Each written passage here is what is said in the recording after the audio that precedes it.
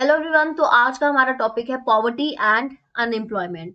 तो what is poverty? Poverty is a state poverty is a state और situation in which a person or a group of people don't have enough money or the basic things they need to live। या फिर हम बोल सकते हैं lack of financial resources. जब पैसा ही नहीं है तो क्या होगा? गरीबी आएगी, तो उसी को हम पॉवर्टी कहते हैं। अब इसके कॉजेज क्या हो सकते हैं? फर्स्ट है लो इनकम। अगर कोई कम पैसा कमा रहा है तो वो भी क्या है? एक कॉज है पॉवर्टी का। अब वो अपनी जरूरतें पूरी नहीं कर सकता रोजमर्रा की जिंदगी, ये भी एक कॉज बन जाएगा। लैक ऑफ एजुकेशन, किसी के पास एजुकेशन पूरी नहीं है तो वो भी क्या है? पॉवर्टी का कारण है। क्यों? क्योंकि उसे मनचाहा काम नहीं मिलता। अगर कोई ग्रेजुएट नहीं है, कोई ट्वेल्थ पास नहीं है, उस लेवल का ही काम मिलेगा जितनी उसने पढ़ाई की है। अगर आप ग्रेजुएट ट्वेल्थ पास भी हो तो आप एटलीस्ट वर्क फ्रॉम होम करके भी तो पैसे कमा सकते हो, तो ये भी इसमें आ जाएगा। लैक ऑफ सोर्सेज, सोर्सेज अगर ना हो प्रॉपर तब भी पॉवर्टी को राइज मिलता है। हेल्थ इशू, अगर हेल्थ इश्यूज हमें हैं, हम बीमार हैं, किसी बीमारी से जूझ रहे हैं या कुछ भी हो सकता है, तो वो भी एक क्या है? कारण है पॉवर्टी का। कि आप उस काम करना चाहते हो बट आपकी हेल्थ आपका साथ नहीं दे रही, बीमारी है जिस वजह से आप काम नहीं कर पा रहे, वो एक पॉवर्टी का कारण है। इनहेरिटेड पॉवर्टी, अगर इनहेरिटेड हो गया, जो फैमिली से जनरेशन आ रही है। अब इनहेरिटेड अगर पॉवर्टी चल रही है, उसकी चेन चल रही है, वो तब तक चलती रहेगी जब तक कोई एक पढ़ लिख के कुछ बन नहीं जाता, कोई बिजनेस ऐसा ना खोल ले कि बिजनेस चल पड़ा, तब तक वो चेन नहीं टूटेगी। और ये इनहेरिटेड पॉवर्टी जो है, ये काफी फैमिलीज में देखने को भी मिलती है। नेक्स्ट हम बात करेंगे इन्फ्लेशन की। इन्फ्लेशन क्या होता है? जब प्राइसेस जो है बढ़ जाते हैं और परचेजिंग पावर जो होती है कस्टमर की, ये डिक्लाइन हो जाती है। अगर आटा चीनी चावल का दाम बढ़ जाए तो क्या होगा? कस्टमर कोई ऑल्टरनेटिव ढूंढे या फिर एडजस्ट करेगा, बट वो उतना पैसा उस पर खर्च नहीं करेगा। तो कारण जब प्राइसेस एंड सर्विसेज के दाम बढ़ जाए वो भी पॉवर्टी को राइज देता है। ओवर पॉपुलेशन, ओवर पॉपुलेशन जो है, ये अनएम्प्लॉयमेंट रेट का भी पता चलता है, क्योंकि अनएम्प्लॉयमेंट रेट क्या होता है? ओवर पॉपुलेशन से बढ़ जाता है। अब एम्प्लॉयमेंट लेने के लिए कितना सफर करना पड़ रहा है, ये तो सबको पता ही होगा। अब ये आजकल की ही एग्जांपल है। ओवर पॉपुलेशन भी कॉज है पॉवर्टी।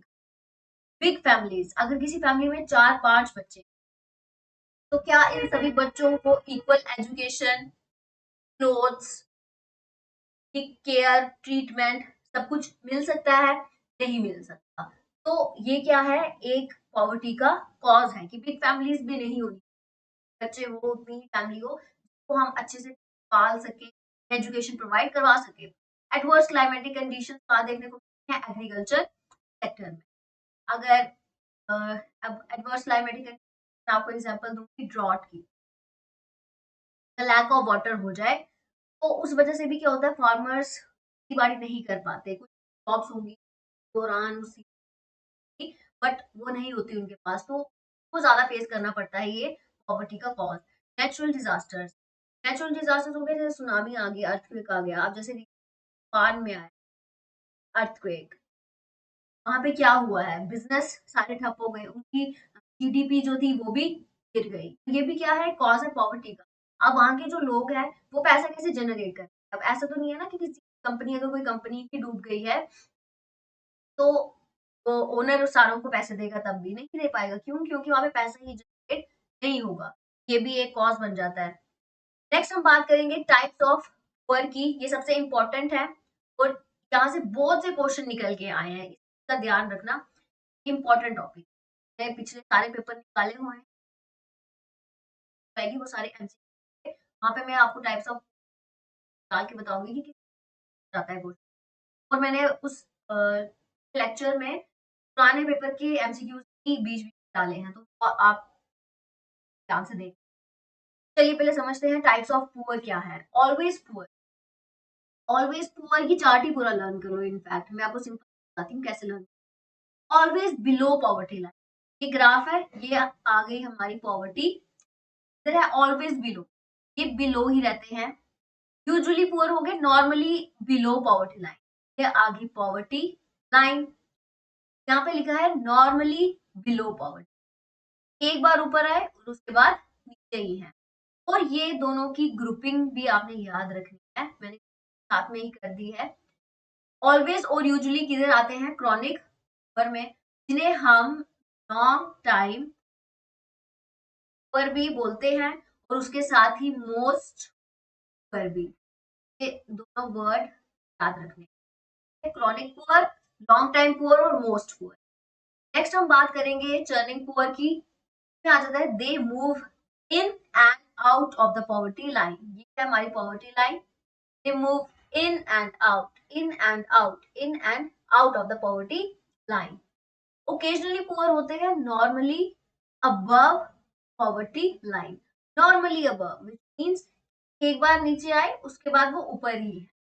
तो ये दोनों चर्निंग और ओकेजनली पुअर किस ग्रुप में फॉल करते हैं, ट्रांजिएंट पुअर में, which means they are short time poor, ऊपर वाले का बिल्कुल अपोजिट, बट ये इंपॉर्टेंट पॉइंट।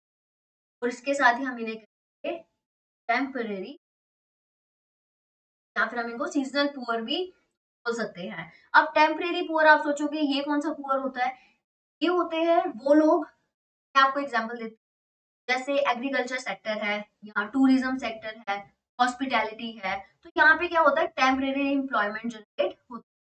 अब यहाँ पे एग्जांपल है जैसे एग्रीकल्चर, जब तक किसी क्रॉप का सीजन चल रहा है तब तक वहां पे वो वर्कर्स को भी रखेंगे, लेबर फोर्स रखेंगे, जिनका जल्दी जल्दी काम, जल्दी से उनका काम कंप्लीट हो।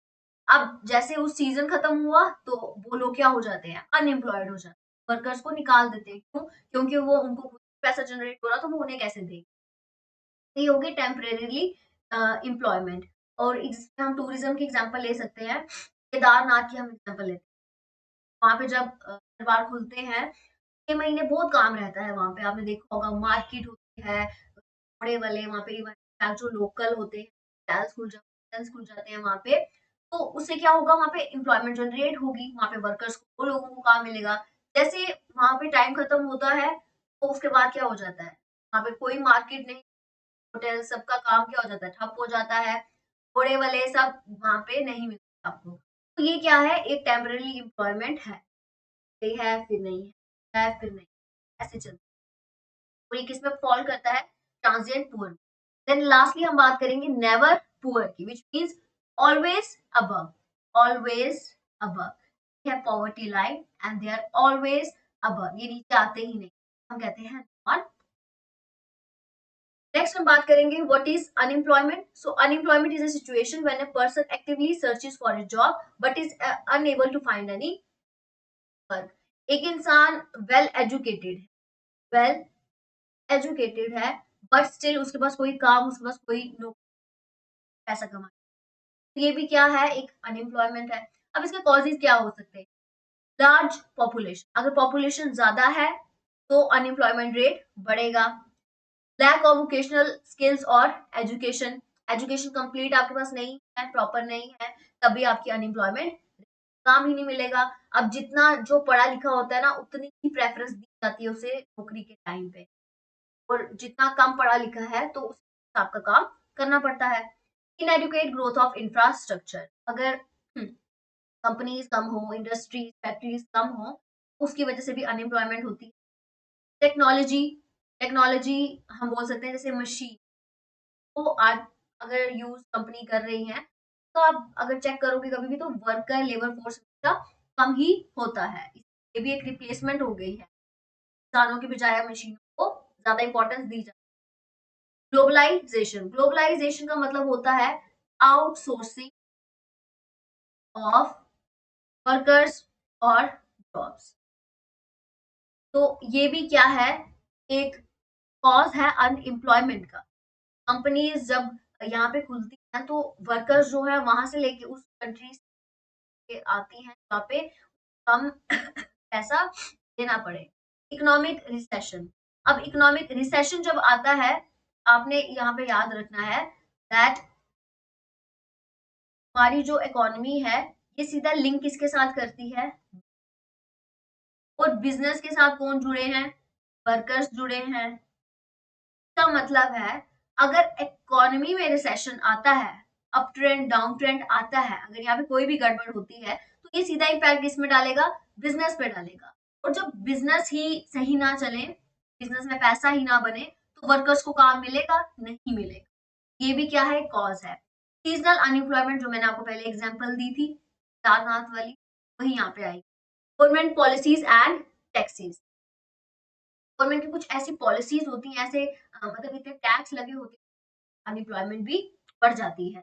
नेक्स्ट हम बात करेंगे टाइप्स ऑफ अनएम्प्लॉयमेंट की। ये इंपॉर्टेंट टॉपिक है, इससे मैंने इसका लेक्चर पूरा कवर किया है। इनफैक्ट जो भी इंपॉर्टेंट टॉपिक रहेगा वो मैं सारे लेक्चर कवर करूंगी, अदरवाइज हम एमसीक्यूज की सारी चीजें पढ़ेंगे। फर्स्ट आ जाएगा disguised unemployment. Disguised unemployment is defined as a situation in which employees are doing more work than is necessary. Disguised unemployment is found usually in the field of agriculture due to overcrowding caused by the lack of alternative job opportunity. तो आपने इसमें याद रखना है that disguised unemployment also as hidden unemployment। ठीक है, ये इसका सेकंड नेम है जो कि ये पूछा गया था, that disguised unemployment is as also called what, तो आपको पता होना चाहिए कि हिडन अनएम्प्लॉयमेंट इसका नाम है। और डिसगाइज अनएम्प्लॉयमेंट में सिंपली आप एक सिंपल चीज याद रखो, दैट ये वो जॉब है which means that more people are working in a job than actually needed. जितने की हमें जरूरत होती है ना, अगर हमें सिंपल तरीके से याद करना है तो ऐसे ही है, अगर हमें 3 लोगों की जरूरत है लेकिन हम वहां पे कितने लोग लगा रहे हैं, 6 लोग लगा रहे हैं काम, ये भी क्या है, अनएम्प्लॉयमेंट। और इसकी हम एग्जांपल क्या दे सकते हैं, जैसे एग्रीकल्चर सेक्टर में होता है। एग्रीकल्चर सेक्टर में हम क्या करते हैं, जब हमें सीजन में हमें वर्कर्स की जरूरत होती है तो हम वर्कर्स को लगा देते हैं, और जैसे काम खत्म तो उनकी भी, तो ये भी क्या है, हिडन अनएम्प्लॉयमेंट है। और इसके साथ आप ये भी चीज याद रखोगे दैट इसमें लीगल नो लीगल वर्क, यहाँ पे कोई कॉन्ट्रैक्ट साइन नहीं होता, कुछ नहीं होता, बस समझ लो 2 नंबरी वाला जैसे काम होता है ना, कि वो अनएम्प्लॉयमेंट है। ये चीज याद रखना। देन नेक्स्ट हम बात करेंगे स्ट्रक्चरल अनएम्प्लॉयमेंट में।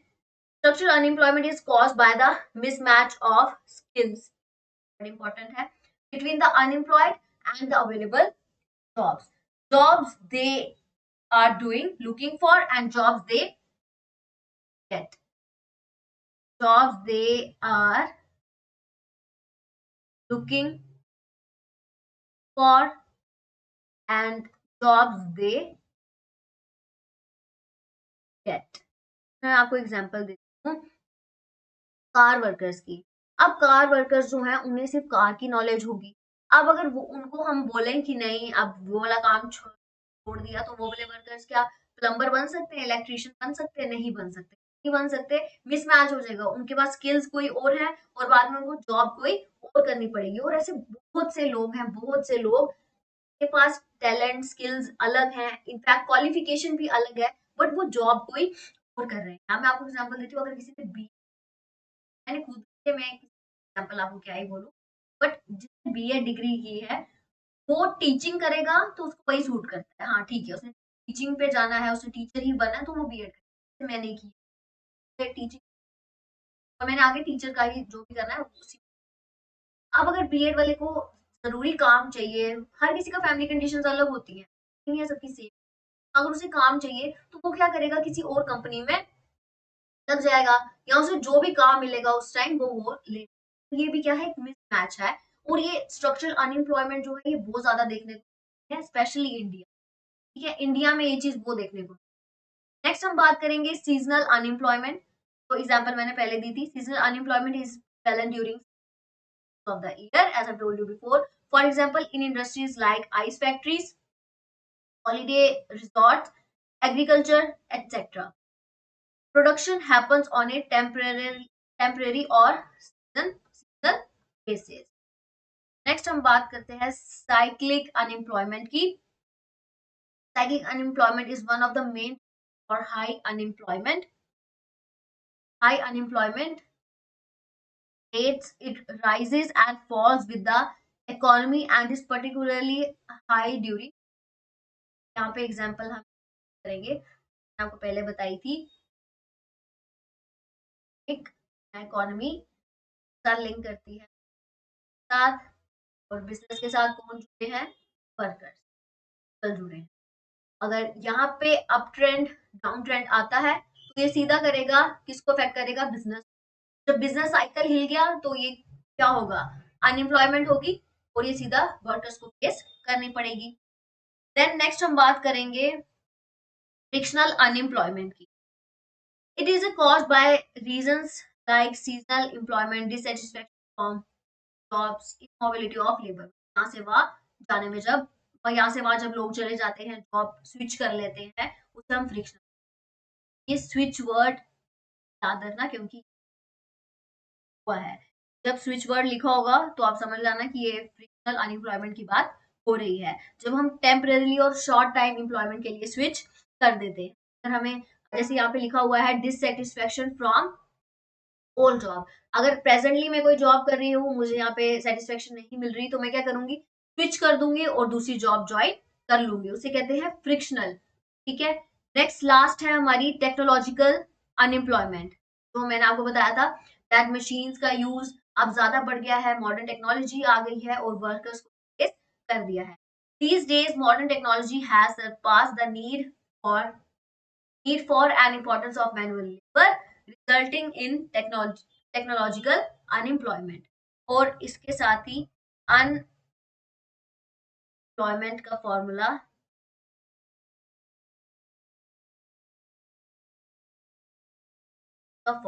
है unemployed workers upon total labour force into MCQ है, तो ये इम्पोर्टेंट। तो आज की वीडियो में हमने बात की है पॉवर्टी एंड अनएम्प्लॉयमेंट की। So if you like the video don't forget to like share subscribe for daily update. और अगर आपका कोई भी क्वेश्चन है, इनफैक्ट अगर कोई टॉपिक आप सजेशन देना चाहते हो कि ये टॉपिक इंपॉर्टेंट है, इसे कवर कराओ, तो वो भी आप कमेंट सेक्शन में लिख देना।